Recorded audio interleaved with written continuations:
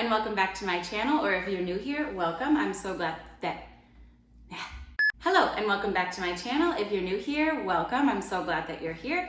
My name is Elena and this channel is all about DIY, doing everything yourself on a super duper tight budget. Before we get into the projects, I want to introduce you to this week's sponsor, which is craftgossip.com. Craftgossip.com is one of the OGs in the online craft tutorial world. If you haven't visited craftgossip.com, they've been around since 2007, and the coolest thing about them is that they are people behind the screens curating the content that they put out for you. So this is hand-picked projects that are then put into one giant database, which is so cool. Makes visiting their site a really unique and personalized experience. So I will put the link down in the description box, so make sure you go check them out after this video. So this week my focus was on creating home decor using a super easy, super fun, and dirt cheap material, salt dough. If you don't know what salt dough is, it's 3 ingredients, and I promise you probably have these ingredients in your kitchen already if you eat food. It's really fun to work with because you feel super artsy using it, like you're using clay, but really it's just really freaking salty cookie dough. I'm not gonna lie, it was kind of weird to be painting this, basically what you would call a giant cookie, and thinking, you know what, I'm gonna display this in my house. But I promise you, once it's done, you will completely forget that it is one giant salty potato. If you're enjoying this video, please make sure to give it a thumbs up and make sure to subscribe to my channel for weekly DIY videos. Now it's time to get into the project. Let's go.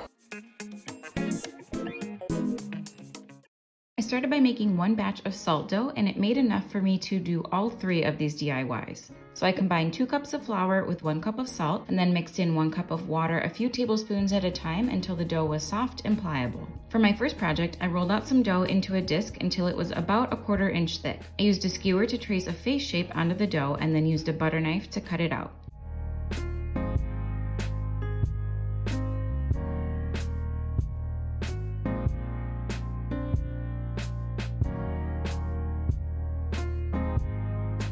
I used some more of my dough to roll out a thin rope that I will use for the facial features. Unlike clay, where you have to use scoring and water to attach extra pieces, with salt dough it bakes together, so I was able to just place the features right onto the face shape.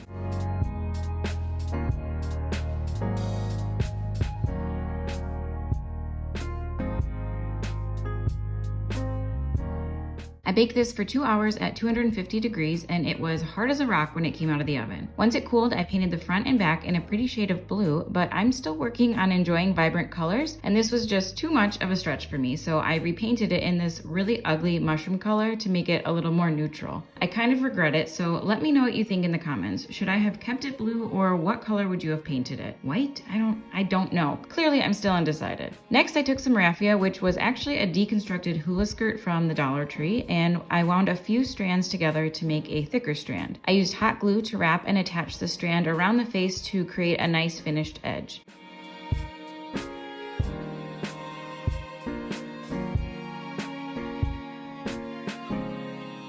I wanted to frame out the surface as well, so I took 6 strands of raffia and braided them together.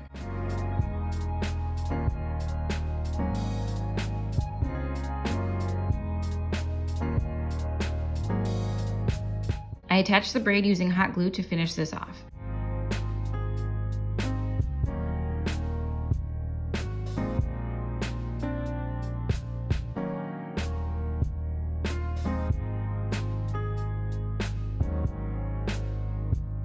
I'm really not sure how I feel about this. Is this just destined for the garbage? Please let me know what you think and maybe what you'd do differently.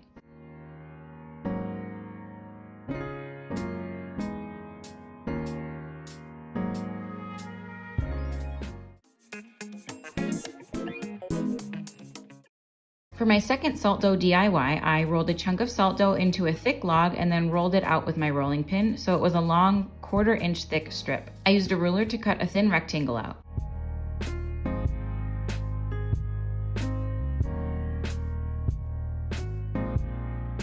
I used a skewer to poke a hole on one end. Next, I folded and rolled a piece of tin foil to create a log.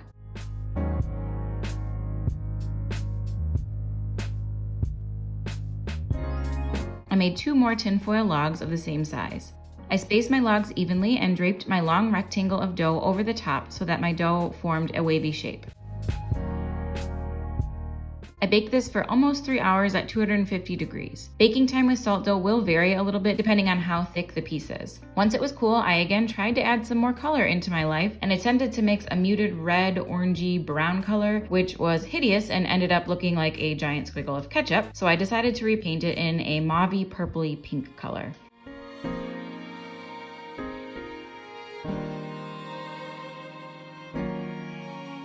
After that dried, I painted some Southwestern accent details in white.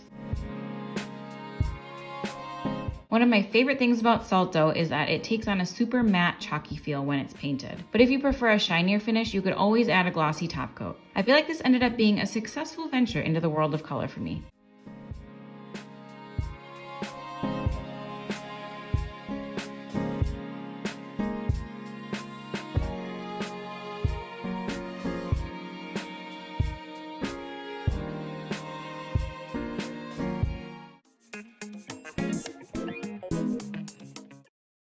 For my third and final salt dough DIY, I wanted to make a wall hanging, so I again started by rolling out the last of my salt dough. I traced an elongated half circle onto the dough and cut it out using a popsicle stick.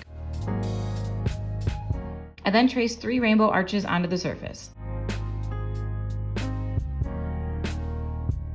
I used a skewer to poke 3 evenly spaced holes along the bottom edge and 1 hole centered at the top. Because this piece was pretty big, I baked it for 3 hours at 250 degrees. Once it was cool, I painted the entire thing with the same mauvey purple color from the last project. I didn't paint the back since this was going to be hanging on the wall.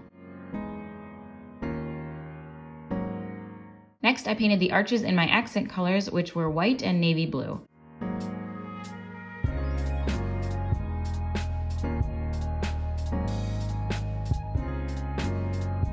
After the paint dried, I took 3 sections off of the same Hawaiian hula skirt from the Dollar Tree. Each section is actually 2 strands of raffia, so I ended up with 6 individual strands, and I'll be using 2 for each hole. So for the first hole, I cut 2 strands of raffia in half so that I had 4 shorter strands.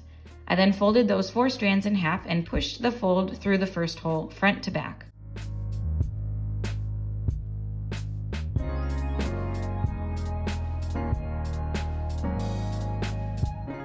I thread the ends through the loop I had just made and pulled them tight. I did the same thing for the next 2 holes with my remaining raffia strands. I cut the ends to shorten and even them out. Lastly, I took another strand of raffia and looped it through the top hole to make my hanging strand.